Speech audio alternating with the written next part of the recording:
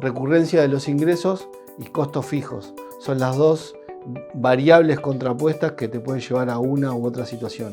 Voy a comprar una maquinaria y me voy a endeudar en dólares.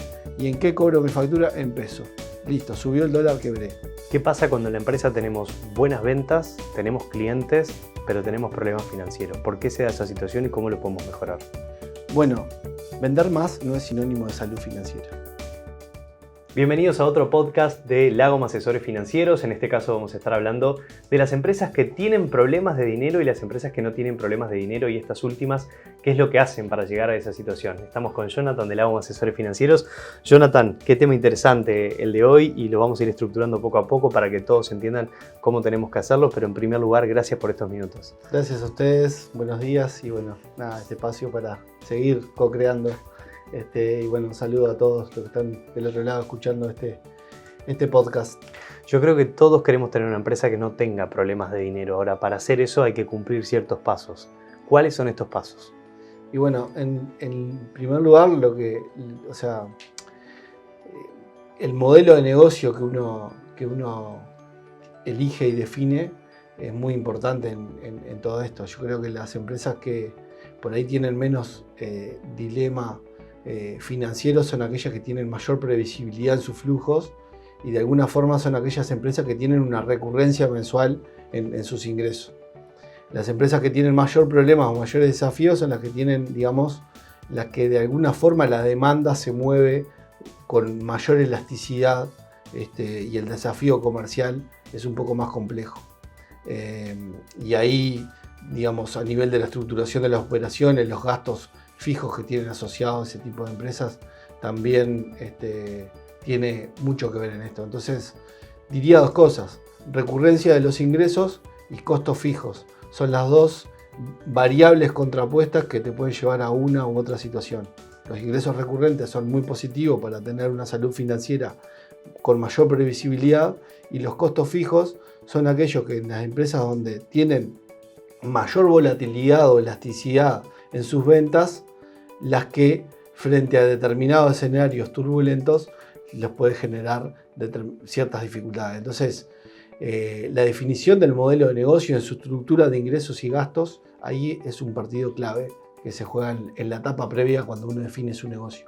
Tendríamos que tener un equilibrio entre clientes recurrentes para tener salud financiera y después quizá clientes más grandes que demoren mucho más tiempo en pagarte y que no te generan un ingreso. Hay que equilibrar en el tipo de cliente para poder tener esa caja constante. Ahí hay dos cosas que se me ocurren. Primero, el concepto madre de finanzas, la diversificación. Cuando uno tiene pocos clientes o depende, que esto pasa mucho con los rubros de empresas tecnológicas que tienen quizás un volumen de facturación importante, pero el gran partido, el 80% de esa facturación es uno o dos clientes, ese riesgo es enorme. Cualquier cancelación de un servicio de ese o esos dos clientes, cae tu negocio. Eso, desde el punto de vista de la diversificación, no es una estrategia muy buena, como tener como una gran dependencia de pocos.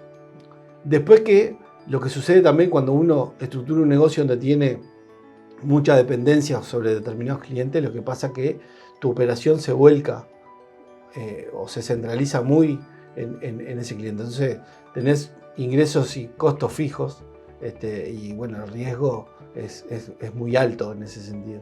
Entonces lo que yo diría es, para mitigar el impacto es tratar de tener una recurrencia diversificada, bastante atomizada, siempre cuidando la rentabilidad. Siempre pasa que hay algún perfil de empresarios que te dicen: yo prefiero pagar contado y pagar con lo que tengo y con los ahorros que tengo determinada inversión o lo que haya que hacer para una empresa. ¿Es conveniente muchas veces financiar esto a largo plazo para no perder flujo de caja en ese sentido? Las decisiones de inversiones, las decisiones de financiamiento requieren análisis. Sin análisis son, nosotros le llamamos adivinanza financiera. Y va muy a nivel de cuán audaz sea ese empresario o qué visión tiene respecto a la decisión que está tomando.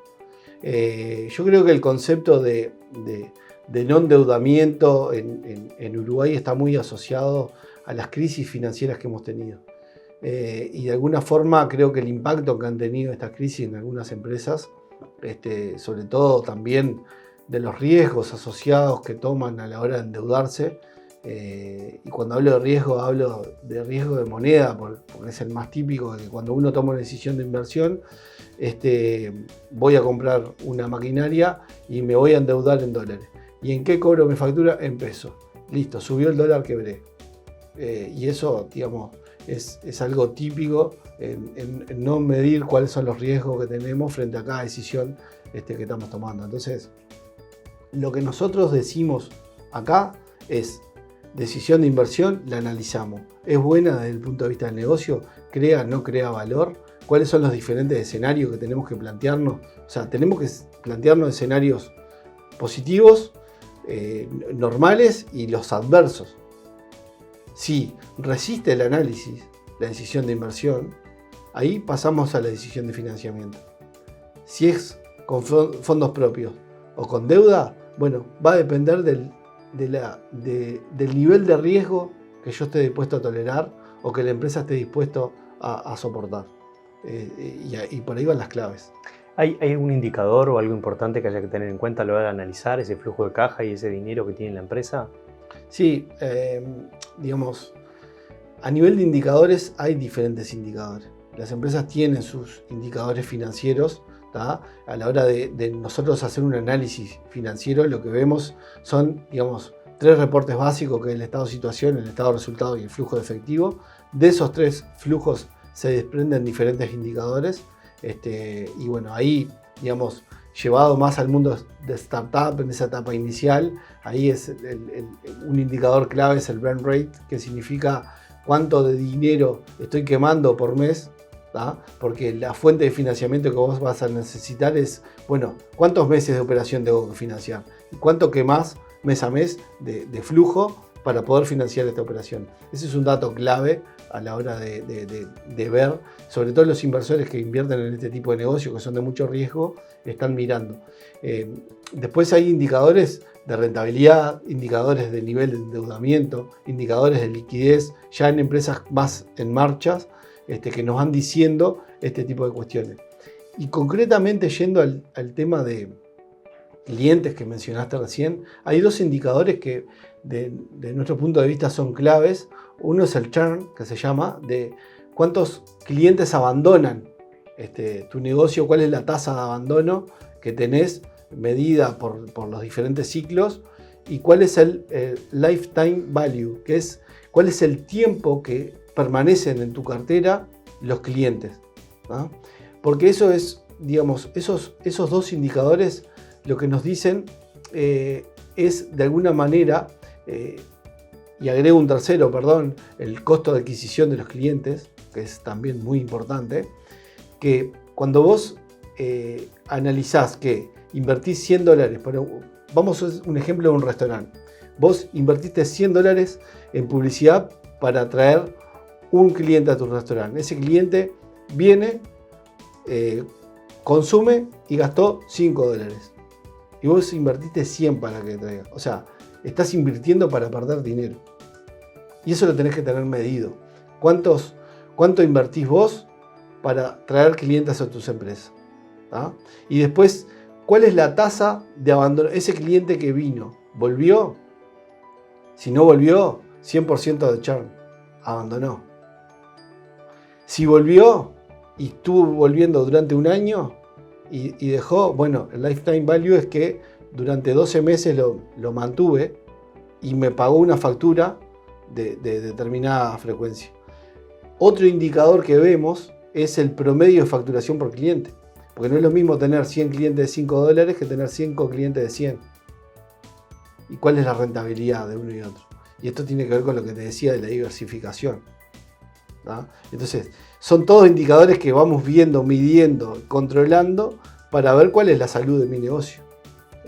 Y de nuevo, siempre hay una frase de Warren Buffett que dice que la regla número 1 es no perder dinero y la regla número 2 es no olvidarse de la regla número 1.